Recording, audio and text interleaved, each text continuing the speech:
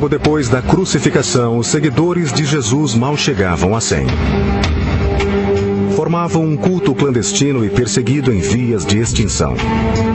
Mas em poucas décadas, esse culto ganharia milhares de seguidores por todo o Império Romano. Chegou até cidades poderosas como Éfeso, onde adoradores pagãos haviam construído o templo a Ártemis, uma das maravilhas do mundo antigo, e demoliu antigas crenças. Disseminou-se até os desertos da Turquia e até a Capadócia, onde um povo misterioso cavou cidades subterrâneas e extraordinárias igrejas na rocha vulcânica. No começo, um único homem levou a mensagem cristã pelas estradas que Roma construíra para seus soldados. Um pregador chamado Paulo. Ao longo de sua vida, ele andou cerca de 30 mil quilômetros, levando mudanças e reviravoltas por onde passava. Hoje, usando pesquisa de ponta e computação gráfica, uma equipe de especialistas tentará revelar o mundo que ele conheceu, os lugares que ele visitou e transformou. Este é o mundo perdido de São Paulo e os primeiros cristãos.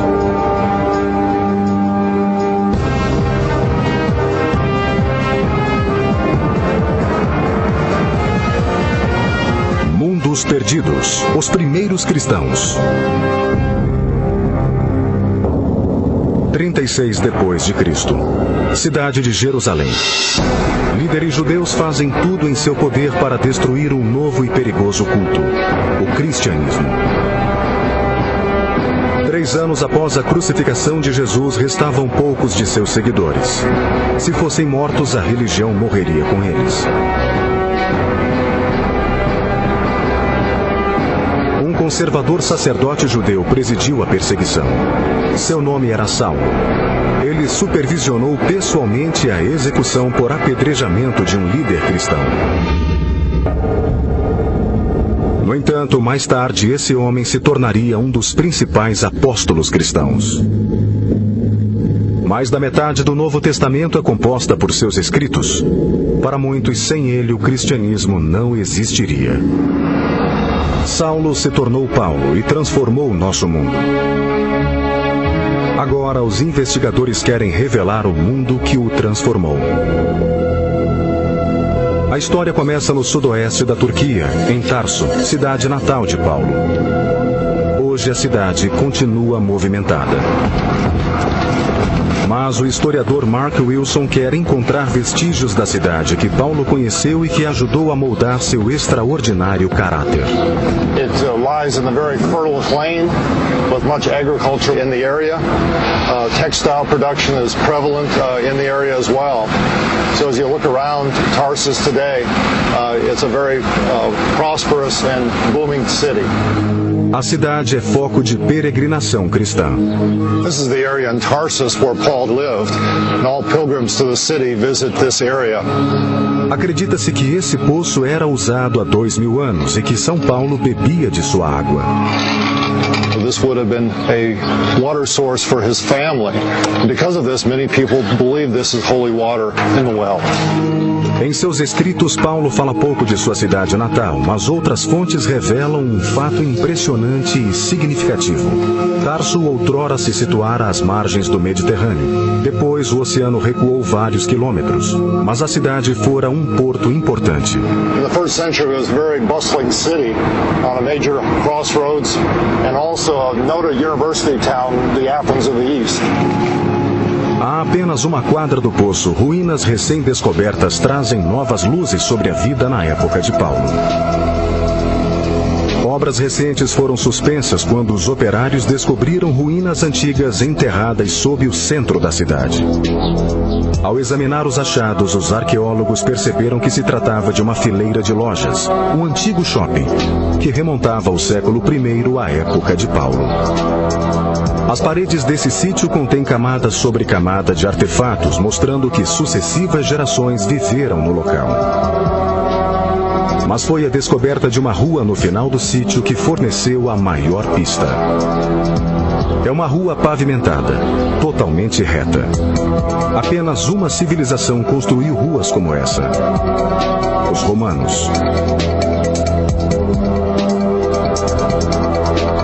O O arqueólogo Nadir Durgun aponta outras evidências de ocupação romana. You can see the rain gutters each side of the road. Oh, amazing. Look at those. The white stones. And it's visible, there are a lot of wheel traces on the road, wheel tracks. You know, carriages use the road. Por ser portuária, Tarso era uma cidade rica.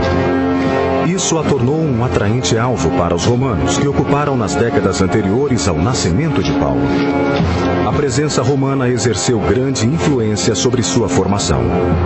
This street is amazing because the young Paul probably played and walked along this street when he was a boy growing up in this city. As investigações arqueológicas nos permitem recriar a antiga cidade de Tarso. Era um agitado centro comercial. Paulo deve ter conhecido pessoas de diferentes religiões e nacionalidades. Perhaps Paul came down here and bought some groceries or traded in produce. His family, of course, were leather workers, tent makers, and they would have worked down in this central area of the city as well. Segundo a tradição, os pais de Paulo eram artesãos e comerciantes. Certamente tiveram meios para lhe fornecer uma boa educação. Ele foi criado como judeu e batizado com um nome judeu, Saulo. Mas também era cidadão romano, fato que lhe trouxe vantagens ao longo da vida. E aprendeu grego, língua internacional da diplomacia na época. Ele cresceu entre a classe dominante, membro de uma culta elite judia. Sua primeira viagem, parte de seu aprendizado, foi para Jerusalém. Lá encontrou pela primeira vez os seguidores de Jesus. Um jovem e revolucionário mestre cuja popularidade o tornava uma grande ameaça às autoridades. Para Saulo, Jesus era o inimigo. In fact, he was so zealous that he was involved in persecuting this new cult of people who were following Jesus as the Messiah. Não há indícios de que Saulo tenha conhecido Jesus, mas sabemos que considerava seus ensinamentos blasfemos. Depois da crucificação, dedicou a vida a eliminar seus seguidores. This was basically a nascent group that was forming in cities throughout Palestine, and Paul thought if he could kill and deprive these communities of their leadership, perhaps he could snuff out this new religion. É esse mundo conservador, tradicional, violentamente anticristão que torna a história da conversão de Paulo ainda mais impressionante.